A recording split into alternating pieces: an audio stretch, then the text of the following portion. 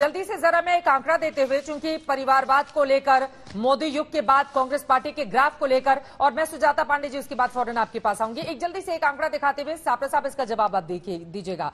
2014 के बाद कांग्रेस पार्टी ने 49 चुनाव लड़े, जिनमें से 39 चुनाव वो हार चुकी है। इसका मतलब समझते हैं आप? 2014 से 2022 तक, अब 2014 से अगर हम बात करें, आपको बताते चले 222 कांग्रेस प्रत्याशियों ने दूसरी पार्टी ज्वाइन कर ली है। 2014 के बाद से अब तक की मैं बात बता रही हूं, 222 कांग्रेस प्रत्याशियों ने दूसरी पार्टी का हाथ थाम लिया है। 2014 से 177 सांसद और विधायक आपकी यानी कि कांग्रेस पार्टी को छोड़ चुके हैं। इसका मतलब समझ रहे हैं आप कि कांग्रेस के लिए अपने अस्तित्व की कितनी बड़ी लड़ाई है इस वक्त। 50 के आसपास ही बीते 2 चुनावों से, तकरीबन 7.5 सालों से ज्यादा वक्त से कांग्रेस पार्टी टिकी हुई, सिमटी हुई दिखाई दे रही है।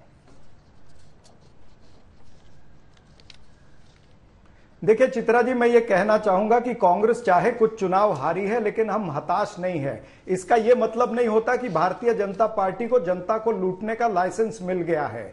ये अगर चुनाव जीत रहे हैं तो इसका यह मतलब नहीं कि ये देश के साथ में गद्दारी करेंगे, विश्वासघात करेंगे। चुनाव से पहले ये पेट्रोल की कीमतें, डीजल की पेट्रोल की कीमतें कम करते हैं, और जैसे ही चुनाव खत्म होते हैं इनकी लूट शुरू हो जाती है। तो इस लूट को कांग्रेस पार्टी निश्चित रूप से, चाहे हमारी सीटें कम हुई, लेकिन हम इस लूट के खिलाफ लड़ेंगे। जो जनता की जेब से 8 वर्षों में 26 लाख करोड़ रुपया इन्होंने कमाया है, उसका सवाल हम निश्चित रूप से पूछेंगे।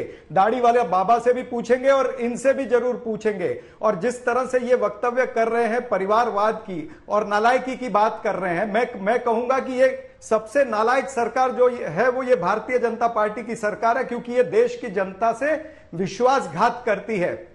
परिवारवाद की बात करते हैं, परिवारवाद की डेफिनेशन को अपने तरीके से तोड़ना मरोड़ना चाहते हैं। इनको मेनका गांधी और वरुण गांधी जब इनकी पार्टी में रहते तो इन्हें परिवारवाद नहीं लगता। रीटा बहुगुणा, विजय बहुगुणा या ज्योतिरादित्य सिंधिया, आरपीएन सिंह, जितेंद्र प्रसाद अगर भाजपा में चले जाएं तो वो परिवारवाद नहीं होता। ठीक आपने यहां पर जिक्र हुआ अनुराग ठाकुर, पीयूष गोयल का, मैं कुछ और नाम पढ़ देता हूं। जयंत सिन्हा, धर्मेंद्र प्रधान, बसवराज बोमई, देवेंद्र फडणवीस, पंकज सिंह, पूनम महाजन, पंकजा मुंडे, वसुंधरा राजे सिंधिया, प्रवेश वर्मा, ऐसे 41 मेंबर पार्लियामेंट जो है वो परिवार से है। और ये किस परिवार से अपना टाकरा करते हैं? उस परिवार से बात करना चाहते हैं जिस परिवार ने इस देश के लिए शहादत दी है। श्रीमती इंदिरा गांधी ने आतंकवाद से लड़ते लड़ते शहादत दी है।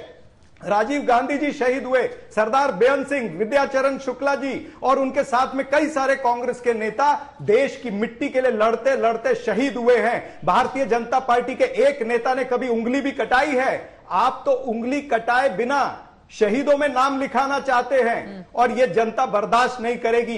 एक बार फिर इंकिलाब आएगा। जिस तरह से जनता अभी त्रस्त हो रही है महंगाई से, बेरोजगारी से, और जिस तरह से किसान त्रस्त है, फिर एक बार इंकिलाब आएगा और भारतीय जनता पार्टी के कमल को हम उखाड़ फेंकेंगे। गौरव भाटिया जी, सुजाता पांडे जी बहुत देर से इंतजार कर रही हैं। एक सवाल का जवाब मैं आपसे लूंगी, लेकिन जल्दी से आप कुछ बोलना चाह रहे हैं। देखिए, चरण सिंह सापरा का यह कहना है कि उनका परिवारवाद और आपका परिवारवाद पार्टी कैसे हो सकता है?